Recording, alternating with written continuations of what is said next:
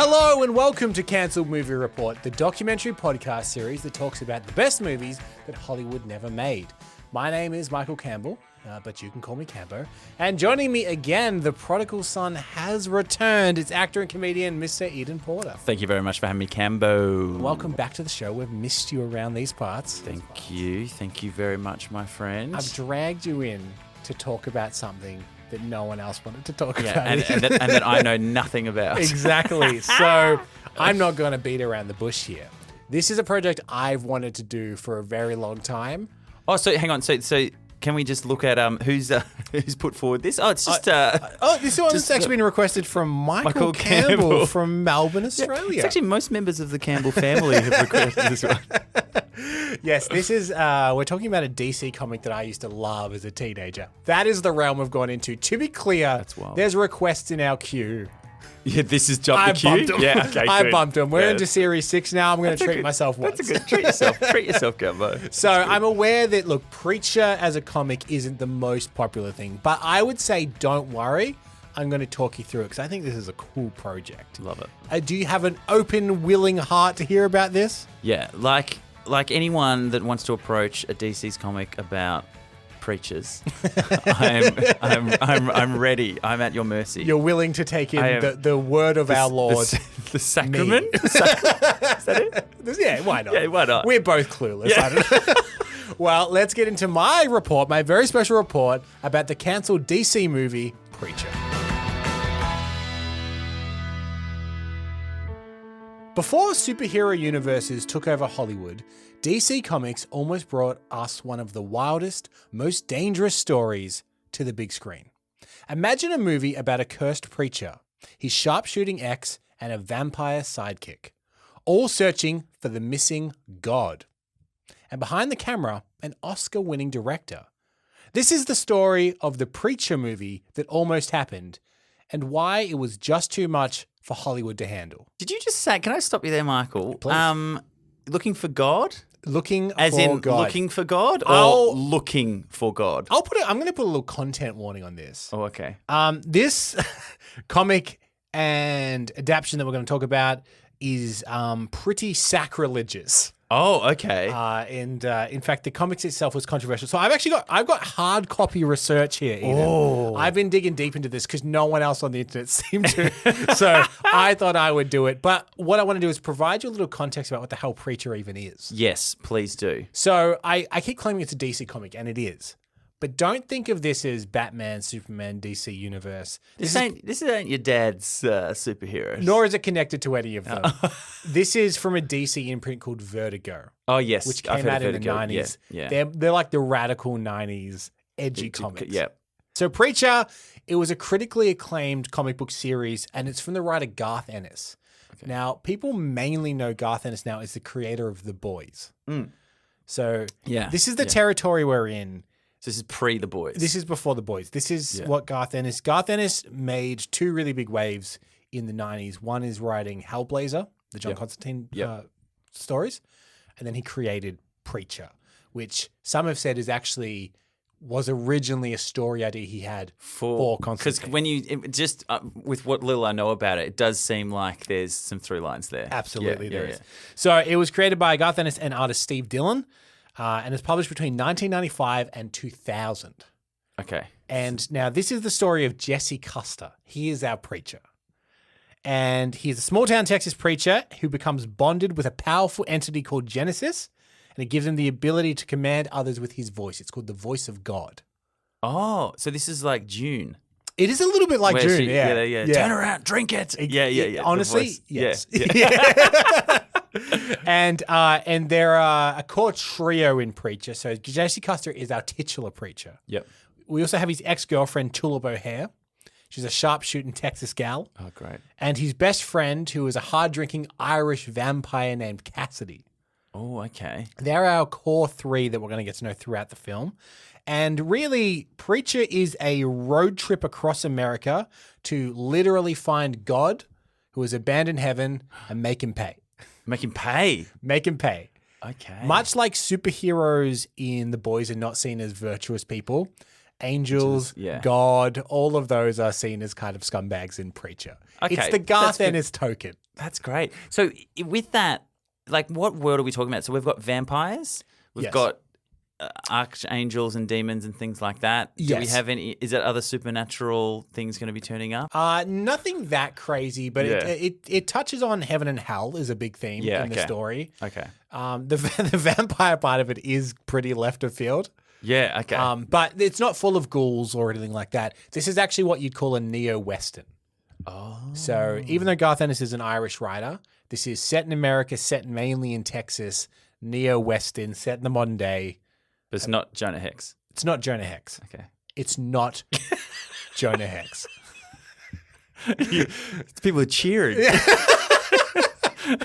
And I will even say that this is a comic that I do really love, but I also hesitate to recommend. Yeah. I because know it is that a product of feeling. its time. Yeah, I know that feeling. And I was really interested in how any adaptation of it handles some of the more edgy 90s elements of it that would maybe be seen as problematic now. Yeah. I thought it would be good before we get into the story. There are some outlandish characters in Preacher. Love it. And let's introduce them a little earlier because I don't want to have to be stopping the story all the time to explain this. Because once it gets going. Once it gets going. yeah. There are a bunch of characters that we can talk about in context. But first of all, you've got Jesse Custer, Tulip O'Hare, and Cassidy. Jesse Custer, Oh, great. he's just kind of a rogue man in a preacher outfit, I Yeah. suppose. I like his hair. Tulip O'Hare is kind of your blonde, Sassy, Texany. sassy yeah, Texan Yeah, lady. yeah. And Cassidy, he kind of looks a bit like an 80s rocker. Like He Sting looks, almost. Yeah, he looks like a Sting Billy Idol sort Yes. of. Yeah, Yeah. That's good. You also have a character that's quite important throughout the story called the Saint of Killers. Oh. And this is much like you have a saint of all kinds of things. He is the saint of killers. Yeah, he's murders people. Really, is his power. Oh, wow. And he likes people that also murder, or he helps them out. He hates everyone. Oh, okay, cool. He hates everyone. We'll get into the story of the and Saint outs of of him. Killers in the script, Saint of but he's an important character in the Preacher universe. A mortal saint who has kind of revolvers that never run out. Love it. I thought you were going to say revolver hands then. Revolver. Yeah, I did do the hand gesture. Yeah, that was very cool. deceptive. And now a more controversial character in the Preacher universe is a character called Arseface. And it's this young gentleman that you're seeing on the screen if you're watching the video version. But how would you describe this particular individual, Eden? Well, he lives up to his name. I'll tell you that for free. So is that no teeth? This is a teenage boy. Oh, really? A teenage boy. His life has not been kind to him. This is the bleak sense of humor of Preacher. Arseface, he obviously not his real name, but he was a huge fan of Kurt Cobain in the 90s. Oh. So when he- Kurt 'cause Cobain he's tried to killed kill himself, himself, so he tried to. he tried the same thing, didn't work, and now his face kind of goes into a point. Oh. And the ongoing joke in the comic book is that no one can understand what he's saying. Yeah. He just kind of mumbles this nonsense. And it's almost like Chewie, where he'll mumble something and people will just respond to Like as if they kind of understand it. But yeah. even in the comic book, it is written as gibberish. And then people okay. will Yeah. respond to it. Yeah, good. So there's some of the more outlandish Preacher Interesting. characters that you'll need to get to know. But let's talk about how this almost became a movie, because this is not a one-off, by the way. This has had a really long history of people trying and failing to adapt it all the way back to 1998. So they're still running at this point. Wow. Comic ran for 5 years, 95 to 2000. In 1998, Garth Ennis sells the film rights to Preacher to Electric Entertainment, and Rachel Talalay, who directed Tank Girl, Oh, great. she's assigned to be the director. And Ennis, he's going to pen the script himself, but there was financing issues due to the project's more controversial nature. Oh, of course. It's very anti-God, might be hard to sell in the really relatively wholesome 90s movie scene. Yeah, that's true. Yeah, yeah. Especially like later 90s, maybe, but yeah, this was a hard sell. Yeah, mid sort of 90s is a pretty tough call. We now go to 2001, and Storm Entertainment, they partner with Electric Entertainment to revive this film adaptation. But there's obviously still financial problems delaying production. So Garth Ennis actually goes to someone who has praised the comic book Preacher many times, and in fact even wrote the foreword to the first volume. Now, if you're thinking someone in the film industry in the late 90s who loves comics, who would you think? Kevin Smith. He went to Kevin Smith. Yes, nailed it. So Garth Ennis approached Kevin Smith and Scott Mosier to see if they would help finance under their Viewer Skew Productions. Oh, yeah. So this would have been a Viewer Skew movie. Yeah. In the maybe Jay and Silent Bob would show Just up. turn off well, I'm just thinking because I'm thinking Dogma because like yeah, that would be around this time. yeah, wouldn't it? that's exactly This would have been just after Dogma. So they're known for their like controversial religious things. Kevin Smith is a fan.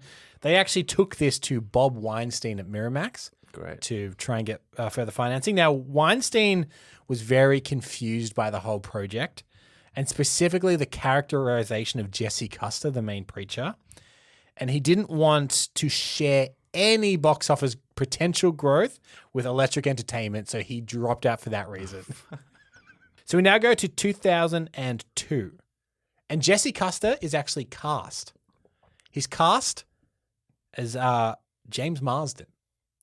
James Marsden accepts the role of Jesse Custer in 2002, just after I think he'd kind of left the X-Men movies. Yeah. I think that's technically 2003, the later one. Yeah, because he was in the second one, and then he died at the start of the third one. And it would have been in between those two. Yeah, okay. So he was cast as Jesse Custer. This is Jury Duty's own. Jury Duty's own. Sonic's own. Sonic's own. Pop's own. All great All films. the greats. So he has a quote from him about this. He said, "It was something I'd never really known about, but once I got my hand on the comic books, I was completely blown away by it." So he stayed on board for 2 years. Wow, that's All a the way- long time to be connected to something that doesn't get off the ground. His last bit of news between being cast in 2002 is actually in 2004, where he said that the filmmakers were hoping to still be filming by August of 2004 on this project. Yeah, okay. So we are now in 2006. HBO actually commissions a television pilot from Mark Steven Johnson.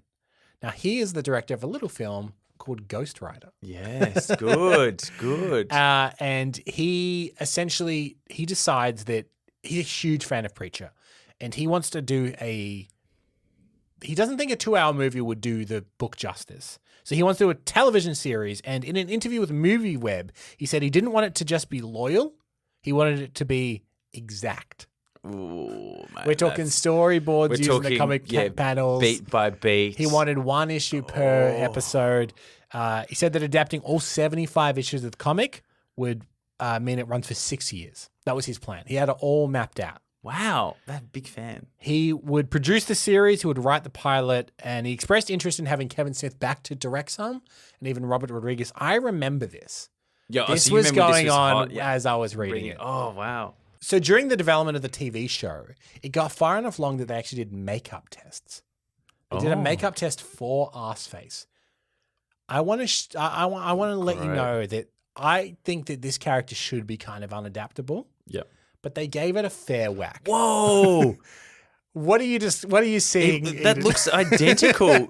They've done such a we'll good post job. this on our socials if you're listening to this.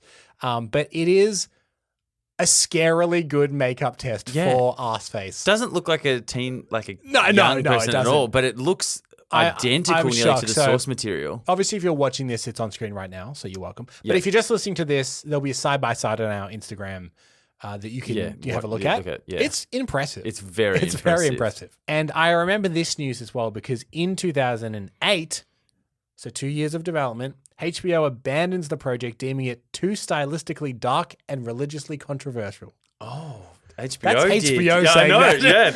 Yeah, that must be pretty. Which I feel like now it's building this mythic thing. It's not some like absolutely heinous project, but this was seen as too risky for HBO. I just feel like there's always someone in one of those rooms that's like, oh, no. Yeah, the yeah. religious We can't do market, that. we can't Yeah, do that. And yeah, they're can't like, do oh, that. yeah, look, you're probably right. Yeah. So HBO abandons it in 2008. But the same year, Columbia Pictures acquire the film rights. Now, this is via Variety on October 29, 2008. This headline: Sam Mendes to direct Preacher.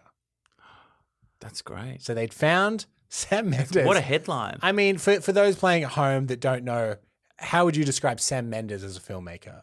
Well, like, I would say the like- word prestigious, yeah, like he's a good guy. but he's doing like your American Beauties, your Road to Yeah. Perditions, your 1917s. Yeah, But maybe he wants to elevate this material. So that's in October 2008. In January 2009, so a few months later, Variety also reports John August to pen Preacher's script.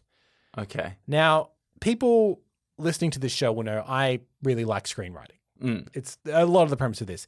And John August, I'm a big fan of. He is the host of the Script Notes podcast, which is all about him and Craig Mazin, who made Chernobyl and The Last of Us. Yeah. For 10, 15 years have been hosting this particular podcast. Wow.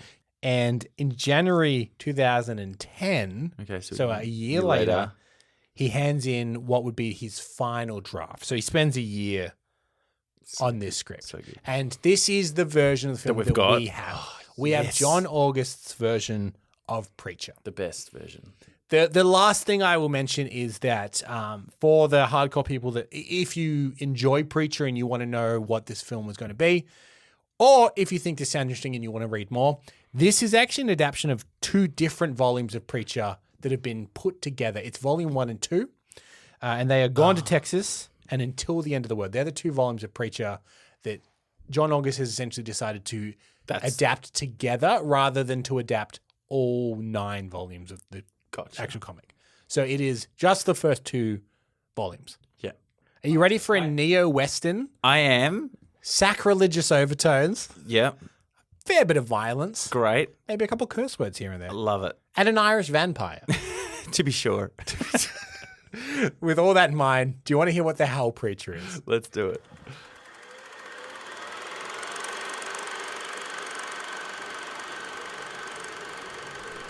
Listen. Listen and you can hear it. So the film begins with some narration over a scene that we're seeing. As snow whips through the darkness, a blizzard tears across the Texas plains, swallowing the land in blinding whiteout. A war was fought in heaven and in hell. The battle began here. It began in Texas. Gunfire cracks through the night. Sharp bursts of light are seen through the storm. A flash of a muzzle, a distant scream of a dying man. And then a horse collapses, its body crashing into the snow. The shot was clean, straight through their head. The man on the ground blinks through the blood and the frost, his breath kind of ragged. His vision swims, but he sees them. The 3 riders disappearing into the night, their shapes vanishing into a storm. And they don't look back. They did not hesitate. They left him there to die. Daylight comes, and the storm has passed now. Then a shift, a twitch of a finger, a ragged cough. And the man pushes himself up, his breath hitching from the pain. He reaches to his chest for his ribs. Nothing is broken. He lives. His hand searches his coat, and after a moment, he finds what he's looking for. A small wrapped bundle. The medicine is still there. Robbers left a man to die, but he refused. So we're starting in the Old West here. Okay. This is a cowboy that we're seeing who's been left for dead by a bunch of robbers on a highway in a snowstorm. The man closes his fingers around the bundle. His wife and child are waiting for him, so he forces himself to his feet. His movements are slow and stiff, but he still doesn't hesitate. He walks for days. He's just trying to get home to his wife and kid with the medicine. The man had been a villain, a merciless killer, first for the South and then for himself. But a woman's love had changed him. She gave him a daughter, and in his daughter's eyes he found hope. At last, the farmhouse appears on the horizon. It's small, nondescript, but the moment he steps onto the porch, something feels wrong. He pushes the door open. Crows flutter from the bed. He sees them finally, his wife and his daughter, and the crows have been feeding. Ugh. The saloon doors creak open. The man steps inside. The place is alive with laughter, the clatter of drinks. They've not seen him yet. The first gunshot cuts through the noise like a blade. The second follows. Then there is nothing but fire and blood. He moves like a storm, reloading without thinking, pulling the trigger over and over until the only sound left is the hammer clicking empty. The man vowed that day he would have vengeance. A bald-faced man named Silas McCready clutches his ruined hand, a bullet having pierced straight through it. Not just on the robbers who had delayed him.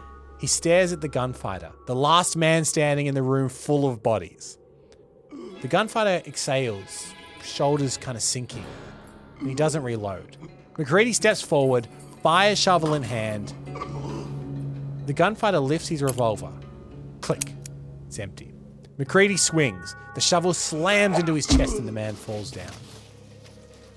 The gunfighter now stands at the edge of something vast and endless, looking out over a canyon so deep that it has no bottom.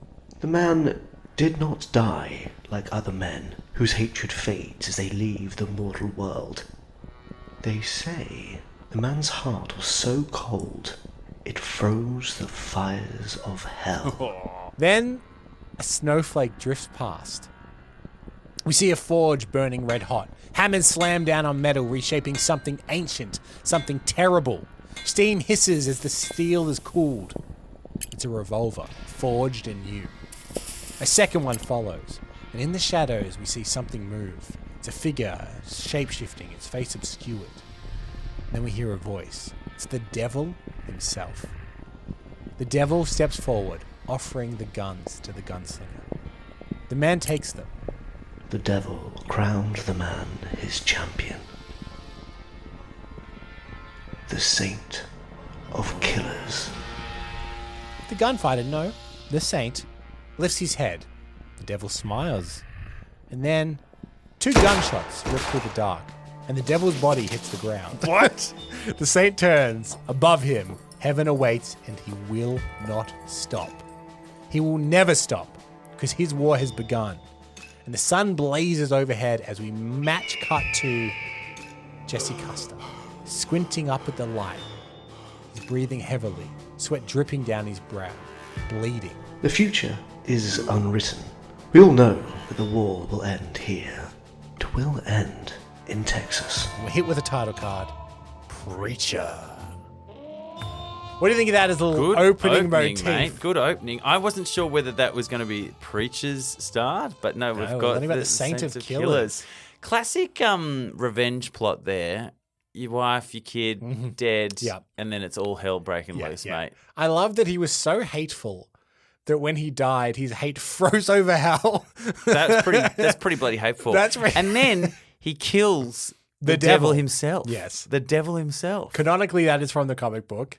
That is... To establish this guy as the ultimate force of death, he kills the devil when he meets him. But when you say the devil, is that like It's the devil. That's It's Lucifer. That's the main the main dude. devil.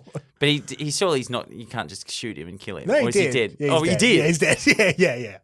Okay, that is interesting. He fully just kills the devil. Yes. Oh wow! And so now his guns never have to reload. Never have to. Never reload. has that clicking again. No, exactly. That's what stopped him in That the has first annoyed place. him. That'll never Yeah. happen again. Yeah, good. Forged from the fires of hell before they froze over with his hatred. So good. As a character backstory, it's pretty badass. It's pretty badass. It's pretty badass.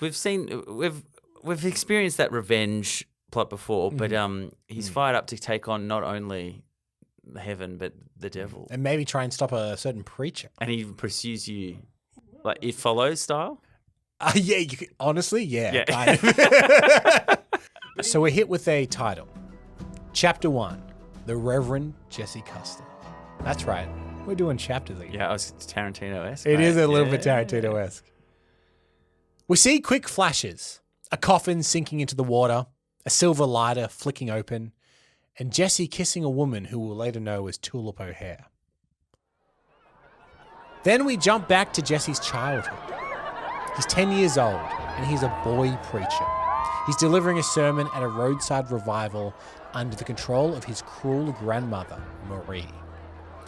He passionately preaches about God's word, but we soon see that his life is anything but holy because behind the scenes, Marie's enforcer, Jody, is drowning Jesse in a trough as punishment for having left out the topic of hellfire in his speeches. Marie watches on completely indifferent.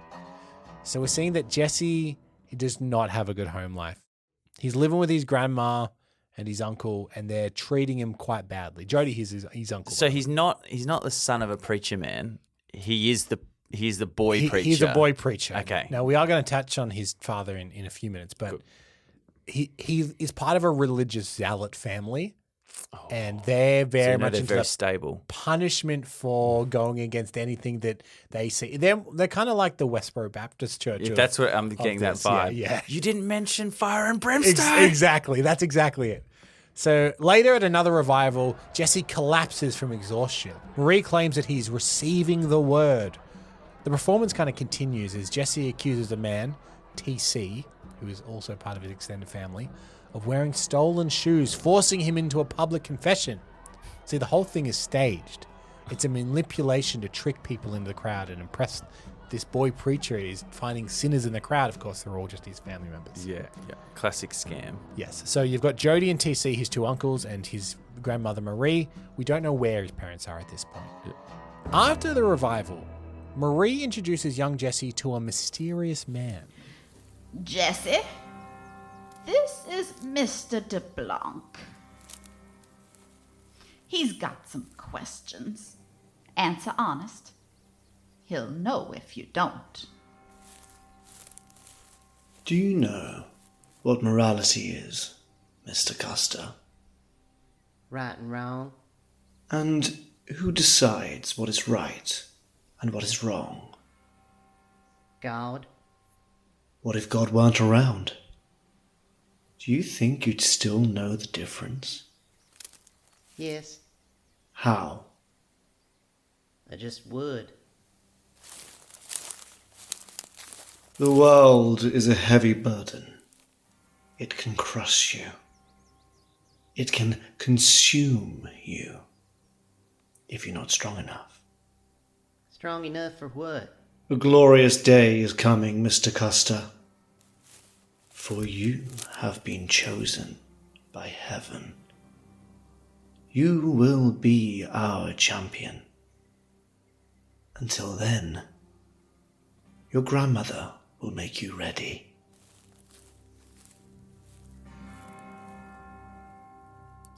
So this is the first hint we're getting at this kind of almost religious culty vibe. And they've clearly chosen Jesse for something. Yeah. And this man, DeBlanc, he is kind of dressed all in like a white linen suit. He seems very regal. They're not quite sure what his deal is. But he does seem to be ever present throughout a lot of these events. By the way, great voice acting there. Thank you. Sounds very good. That's Peter Broughton is DeBlanc there. It sounds very good. So Jesse's life under Marie's rule is brutal. We then flash even further back now to when Jesse was just 4 years old and we meet his father, John Custer. He's attempting to escape Marie's farm with Jesse in the middle of the night. He pushes the truck down the road to avoid making any noise, but they don't get far because Jody catches them and he beats John down, dragging them back to the farm now. Marie makes it clear that Jesse cannot leave because heaven has plans for him. John resists and Marie warns him that Jesse still needs a father. She gives him a choice: stay alive and help raise Jesse, or die. John refuses to give in. Jody executes him in front of Jesse. John's final words to his son are, You gotta be one of the good guys, Jesse. Even if no one shows you how. Jesse does not cry, watching his father be murdered. You're seeing there's some pretty dark themes in this story. You can cry, mate. You can cry. Come on, mate. No, that's where you get drowned in a trough again. Yeah, that's true. So, back in the present of Jesse's childhood, Jesse runs from the farm, escaping to the swamps, but Jody finds him and drags him back. And as punishment, Marie has Jesse locked inside a coffin that is then sunk into a swamp. Oh my God. With only 2 air hoses to keep him alive the whole time. So there's an air hose from the coffin up until the end. He needs to essentially breathe through that. Yeah. When asked how long he should stay down there, Marie coldly replies, His mama lasted about a week. Start there. Oh, what? It's pretty grim, isn't it? That is super grim. That is super grim. And what? So they're implying that they killed his mum as well. Yeah, they need him for something, and they're getting rid of anyone that gets in the way of that. Oh wow. So while trapped in the coffin, Jesse has a strange dreamlike vision. We see a cowboy from an old western speak to him. Don't become what they want you to be, Jesse. You gotta be a man. Jesse asks the cowboy to teach him. The two shake hands. Now, throughout the comic book, Jesse does have kind of, I guess, an imaginary guide who you never see the face of, but it is the silhouette of John Wayne. Oh, So, John Wayne. I think there's rights issues maybe with naming him, but Jesse's guide as a childhood for coping is he imagined John Wayne was with him, helping him overcome all of his trauma. And that kind of continues on to the modern day for Jesse. And his dialogue is John Wayne-esque. Oh, yeah. Oh, He calls okay. him partner a lot. Yeah. Okay. Yeah. So the two shake hands, agreeing that the cowboy is going to teach him how to not let others control him. And this is John Wayne, not when he was playing Genghis Khan. Genghis Khan. I knew you were going to go for Genghis Khan. Look it up. If you haven't seen that, look it up. It's wild. So, days later, Jody pulls Jesse from the coffin. He's barely alive. And when asked if he's learnt his lesson, Jesse weakly replies, "Yes, sir." Oh, God. That night, Jesse digs up his father's grave and retrieves his father's old silver lighter with an inscription that reads, "Fuck communism." Now, they've included this in the script because it is an iconic part of the Jesse Custer character. There is a whole story in the comic about that lighter. His dad went through Vietnam War with the lighter, etc. They don't actually touch on it. It just seems to be an Easter egg for the comic book. Yeah, cool. So he's got a silver Zippo that says "Fuck communism." Yeah. Jesse stares at this, knowing that this is the only thing he has left of his father's. We now cut to Jesse Custer, who is now a grown man, drinking in a roadhouse on a Friday night.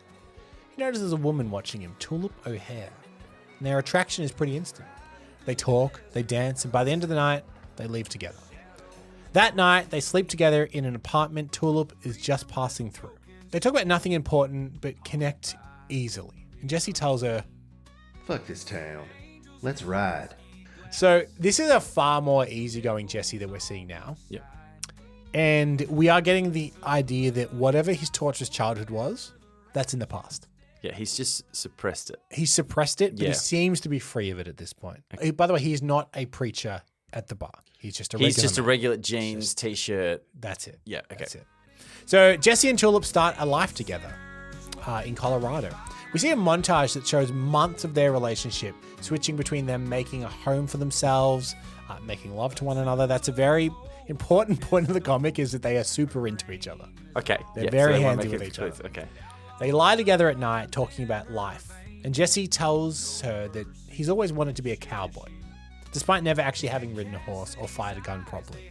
Tulip kind of teases him, but he insists. The cowboy only answers to himself. We see Jesse at work now. He's high up on a power pole.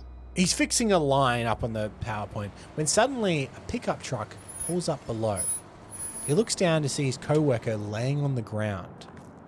There's two familiar faces from his past are waiting to talk to him. Jesse, your grandma has a job for you. How'd you find me? Your grandma Marie has connections in very high places. Shouldn't she be dead?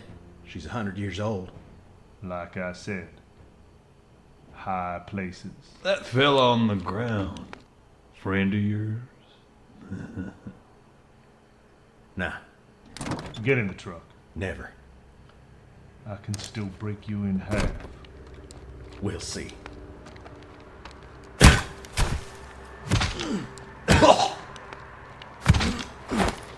You hungry, Jesse? Hell, I sure could use a piece of pie. That one in there, she looks good. No. What do you say, Joey? Wanna split it? Her name's Tulip, right? Bet she smells good. Fuck you.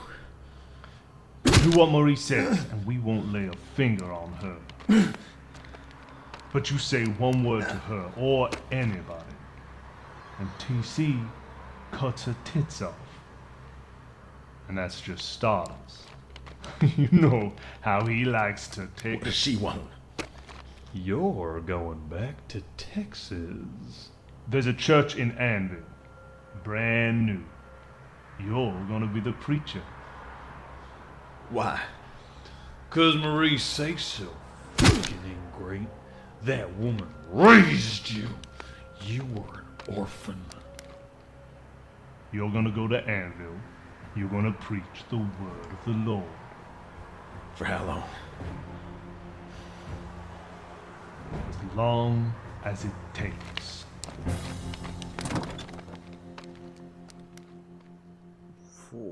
So this is how Jesse becomes a preacher. man. It's not his own will. He doesn't want to be a preacher man. No, He's a that's- preacher kid. That's Jody and TC, his two uncles, have come back to collect him because his grandma has decided it's time for whatever her plan is. To start. But that involves him being a preacher in Anvil, Texas. Okay, interesting. So the time jump from him, like when he was the kid preacher, Yeah. what are we, another 10 years on or something? Like, He's- is he like a 30-year-old Yeah, guy he's like now? a 30-year-old guy. Okay, now. so it's yeah, been it's a been while. a while. Yeah, Yeah, okay. he's surprised that his grandmother is still alive because she was an old woman when he knew her. And what, he was fixing telephone poles? Yeah, he's just a working man. Like Dick Cheney. Yes. Weird reference, but yes. So I just remember him doing that in Vice. yeah. But yeah, he's a working man. You know, he's probably got a Carhartt jacket on and a pair of dungaree pants or something. Love it. So Jesse is forced to become a preacher of a church in Anvil, and he's forced to leave his life. He up and leaves Tulip in the middle of the Oh, night. because that relationship has been built. Yeah. She has no idea where he's gone. Oof. He just up and leaves. I mean, he obviously doesn't want to. No. But he's essentially kidnapped by his family, and to the world, he seems to just disappear. But really, he's a preacher in Anvil, Texas.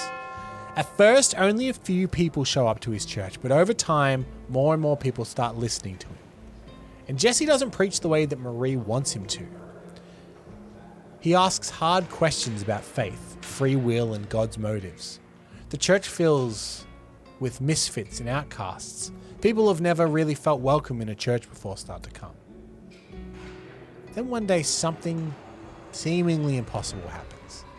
A storm brews over the church. And during his sermon, Jesse demands to know, Why give us free will if we're just puppets? If you're even there, show us the strings. the church doors suddenly burst open during the storm. A blazing sphere of light rushes and slams into Jesse's chest. Light floods into his body, lifts him up from the ground. His eyes turn red as they glow. Shadowy wings unfurl behind him. Jesse speaks, but it is not his voice that he's speaking in. I am. The voice booms.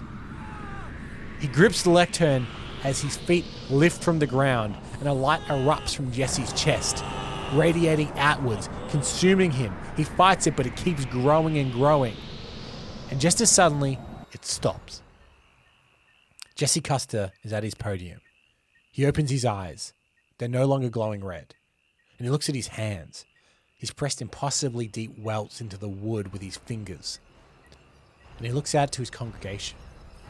And he sees 100 smoking corpses. Oh. Sitting in the pews. Ignited from within by the event. Jesse stumbles outside, dazed and barely conscious. Looking up at the sky, the storm clouds seal shut, as if heaven itself had turned its back. So now this is the inciting incident that starts the comic book. Is Jesse Custer is just been imbued with some kind of heavenly... So it's from heaven, not from hell. It's from heaven. Okay, yes. okay, yeah. They actually don't explain the origin of it in this script, but it is supposed to be the offspring of an angel and a demon that should never have existed. Oh, a Nephilim.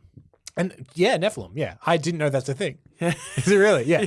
So... That you can thank the Diablo franchise for that, because that's exactly what they call it. Yeah, so he's imbued with this spirit called Genesis that it should never have existed.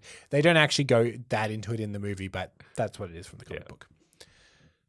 So Jesse now wakes up in a motel room, staring at himself in the mirror. He doesn't really recognize what the hell is inside him. I mean, something has happened in that church, and He seems to be responsible for the death of 100 people in a church that were burnt to death. And as he stares into the mirror, the cowboy appears in the doorway, watching him. What happened today? There ain't two things like it. Folks will wonder how you walked away. I don't know. They're gonna come asking. Got till sunup for the morning paper as a picture of your face. Before the clerk sees it, wonders what kind of man he put in room 106. What kind of man am I? Best find someone to remind him.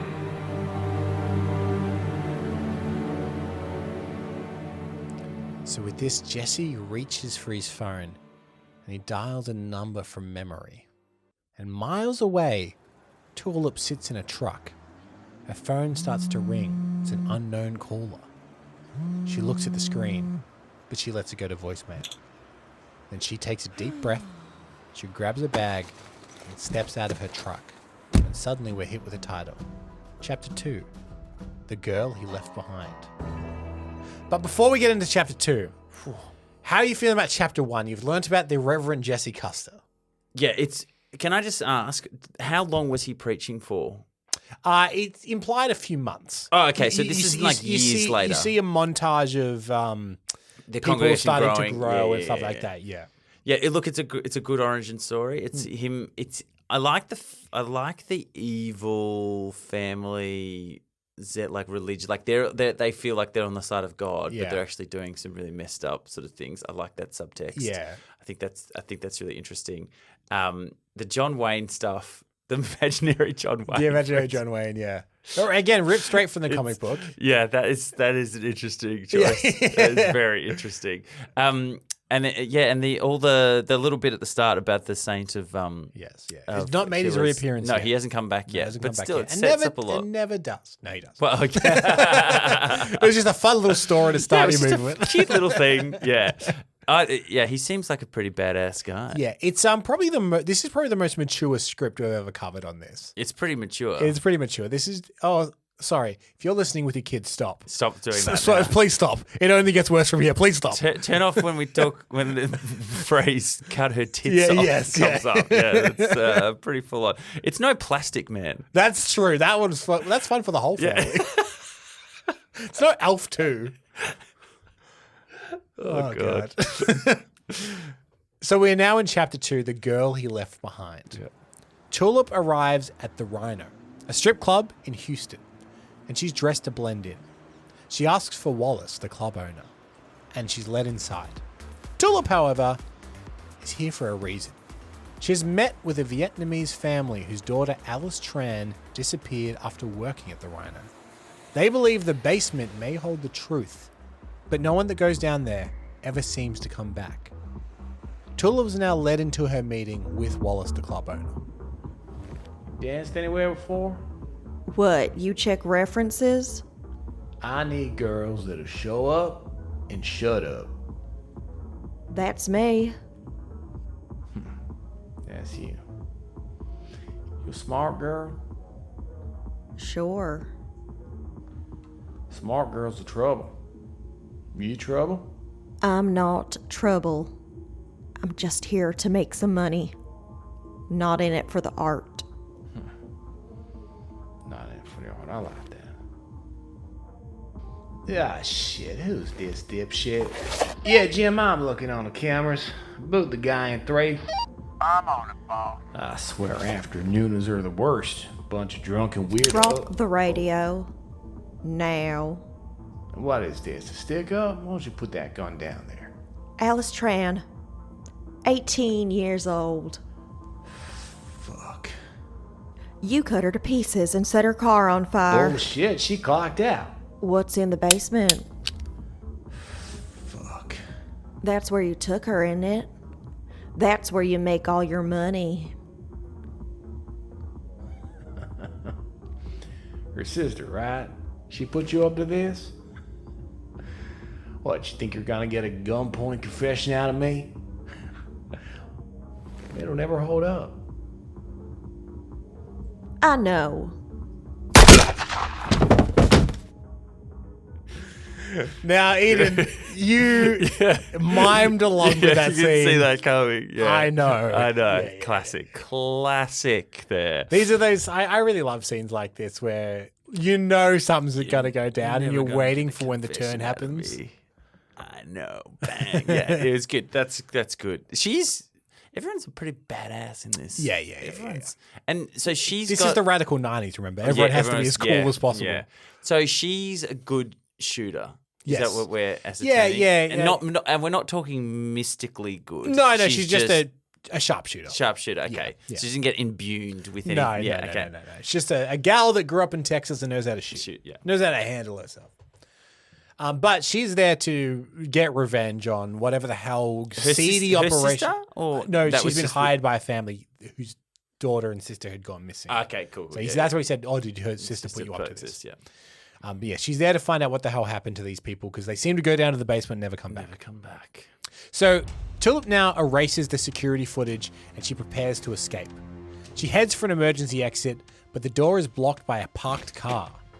Big Jimmy and the other bouncers, they start to rush towards the office knowing that something's wrong. And with no way out, she searches Wallace's body to find a set of keys. A trapdoor is hidden under Wallace's desk. She unlocks it and climbs down into the basement. The basement is dark and silent. Except for the pounding club music from above, Tulip moves cautiously, passing chains and leather straps and tools. When suddenly she hears a voice, an Irish voice.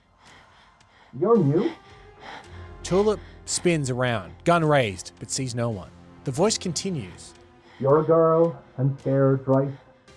Here is easy to smell. Name's Cassidy. Tulip follows the voice to a cardboard box. She opens it, and inside she finds the severed head of Cassidy. Tulip slowly rebuilds Cassidy's body, reconnecting his arms, his legs, and his head. The pieces attach back on their own as if drawn together, and Cassidy stands, completely naked, stretching out his limbs. So Cassidy is an immortal vampire. Immortal vampire that you can cut up into pieces and then can reform. Yes, but the point is that, unless you stake to the heart, sunshine, whatever. But he's been separated into jars to stop him... Into boxes. To stop him sort of coming together. Yeah, clearly he's pissed somebody off at this seedy club who has murdered and separated him. I thought he was down there and they were feeding him No. He's been trapped down there like everyone else. Okay. So together they manage to fight their way out of the rhino and escape. This is a pretty bloody kind of montage as they fight their way out. And he's still naked. He's dressed by this point. Okay. He normally wears kind of a denim vest. Yeah. He looks like Billy I Idol. love Billy Idol. Yeah, That's his chest, yeah. So later that night, after the tumultuous situation at the Rhino Club, now remember, Tulip has a missed call from Jesse who's left her a voicemail. Yes, yeah. So later that night, Tulip drives with Cassidy beside her in the passenger seat. So this Jesse up and ditches you. No note, no see ya, gone. Yeah. Didn't know if he was alive or dead. Yeah. One voicemail, no explanation, and you're driving halfway across Texas to see him. Yeah. And this makes sense to you. Yeah. You'd like him. Fuck. I envy him.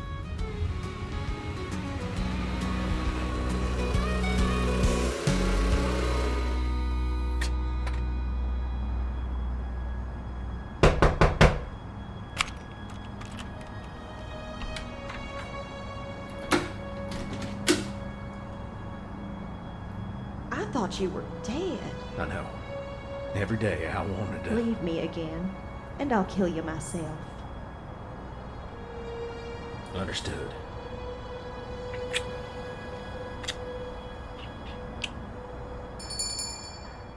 This has got shades, right? On the windows? Because I could see myself sleeping late. The windows, ventanas, drapes, drapes. Windows? Yes! Yes, windows. That's fantastic. Windows. Windows. So you're saying your rooms have windows in them? That's fucking incredible. You have revolutionized the motel industry. Now the thing is, and I'm just speculating here, some people might not want the sunlight to burn them to ashes. So if we could block the sunlight somehow, I think that might help with repeat customers. So this one has drapes, drapees, and the other one doesn't. That's why we're exchanging keys, right? Oh my god, just find me a priest right now so I can marry it tonight. I can't imagine not having you in my life every single moment moving forward. Oh, what's that? Well, hello, Mr. Lawman. Gracias. The sheriff enters the office and starts asking the clerk something. Cassidy spots someone sitting in the back of his SUV. Well, do you know what this is about with the police and all? Oh. Oh, jeez! You've got a face like an arse. Well, no offense, but it's kind of true. Where's my dad? Ah, and is your dad looking for a girl by any chance? Maybe a girl with a rogue Irishman? Breaker. He went down there. They got a whole church. Burn them all. Oh. Well, good hunting then. Hope you fry the bastard. Oh, actually, you know where there's a store? Food? Half block down. Obliged. So we do get Arseface in this. Do you get movie. Arseface? We do. You do get Arseface. It's a weird character to create. Like, what does it really add? Like, it's not like he's been deformed by some demon or something like that. I don't know. It's odd. It is odd. And Arseface throughout the comic is a character that just appears throughout the story at different points as this weird, he never is a main character. They just happen upon him time and time again. So, and every time they happen upon him, he's in a different weird circumstance. So it's like, Gildan, what is it? Yeah. From Macbeth or Hamlet? I think. Yeah, Hamlet. Yeah. It's very interesting. Mm-hmm. I'm loving the Irish vampire. Mm-hmm. I need to know my vampire rules though. Yep. In this world. Yep. So we've got sunlight. Yep. It's bad. Bad. Like stake through the heart stuff. That's bad. Like holy cross, holy water stuff. Yeah, that is more uncomfortable. Like, it won't kill him, Yes. but doesn't like it. And then finally, do people know about vampires in this world? No. So it is a surprise. Vampires are more of a secret society type. Yeah, but The average person doesn't know think vampires there's are vampire, but they know vampires as mythical, not as practical. Yes, in the world. Okay, cool. Okay, And Tulip has clearly worked out that something is up with this guy because she rebuilt him from yes, body parts in a well, box. she obviously knows. Yeah. But the average Joe does does not. Also important to note that Arseface is the sheriff's son. Oh, okay. So that's why he was sitting in the sheriff's Yep. car. And the sheriff is looking for a preacher because they found a bunch of dead bodies at his church. Oh, so this is all connected. This is all connected. Yeah. This is why the sheriff is there. Yeah. We're now in Jesse's motel room, and he and Tulip are actually in the middle of having sex when Cassidy suddenly punches a hole in the wall to get their attention from outside. The FBI, Homeland Security, and a dozen law enforcement officers are now surrounding the motel, and a helicopter circles overhead. It seems that people have been looking for Jesse Custer. We now join Tulip in the middle of the scene as he's interrupted their lovemaking to warn them. Jesse, I'm sorry. We should have ditched the truck. Why would they be after you? Oh, you didn't tell him, huh? You just went straight to the bouncy bounce. Who are you? Cassidy, your girl saved me. I was in pieces. Jesse Custer, we have the building surrounded. Come out with your hands held high. Jesse Custer? Wait a minute, they're after you. You're the preacher. Something happened this morning. I'm not sure what. You killed a church full of people, is what Arseface says. Jesse, are you okay? I don't know. There's something in me. I can feel it. I shouldn't have called you. What are you talking about? Right, well, I'm gonna have to run for it. Special needs and all. No one's running. They're right to come after me. I'm dangerous. So with this, Jesse He's a bit confused and a bit shaken. He doesn't quite know what's going on, but he steps outside to give himself up. He drops to his knees and agents cuff him. Tulip tries to intervene, but the agents hold her back. And Jesse's eyes glow red. He's mad, and his voice changes. Let her go. Instantly, every lawman obeys. Jesse commands them to drop their guns, and they do. Even the FBI agents in the helicopters drop their rifles.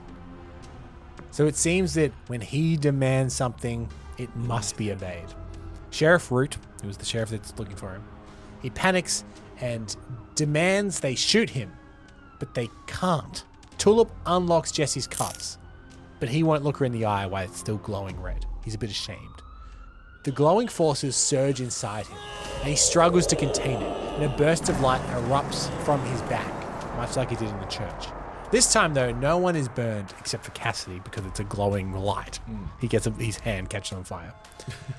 Cassidy quickly smothers the flames and realizes that Jesse's power is dangerous to him. Tulip and Jesse jump in the truck and escape, but Cassidy watches them leave, thinking, I can't go with him. What if he kills me? But as soon as they're in the distance, he starts to regret it. He thinks, should have gone with him. Sounds like fun. Later that night, the air suddenly turns cold. A dark figure steps out of the shadows. A gunfighter with a tattered duster. The Saint of Killers has arrived. Cassidy hides behind a car. He whispers for Arseface to get down as well. The Saint asks where Genesis is. Sheriff Root, not knowing what that means, tells him, I don't know, but the preacher went west. The Saint just nods. Then he draws his revolver and he massacres everyone in the car park. Bullets tear through flesh like fire. A helicopter crashes in flames. Cassidy watches on in horror. Arseface stares at his father's headless corpse on the ground.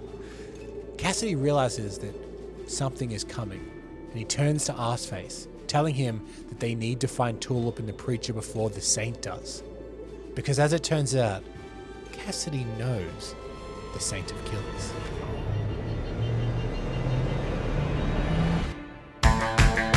So we've come to the end of part 1 of our cancelled movie report on the unmade DC film Preacher. We hope you've enjoyed this episode, and we would love it for you to subscribe, be it on Apple Podcasts, Spotify, YouTube, or wherever you like to listen. That really does help us get discovered in the charts. It would also be terrific if you could leave us a 5-star rating, or most importantly of all, tell a friend. We're completely independent here at Cancelled Movie Report, so your support means the world to us. What do you think of the movie so far, and have we missed anything? We would love to hear from you. You can always get in touch with us via cancelledmovies@gmail.com or @cancelledmovies on all of the socials. And hey, maybe there's a cancelled movie project you've always wanted to hear about. Why not let us know? You can fill in a form in the episode description alerting us to a project, and we may just give it the Cancelled Movie Report treatment.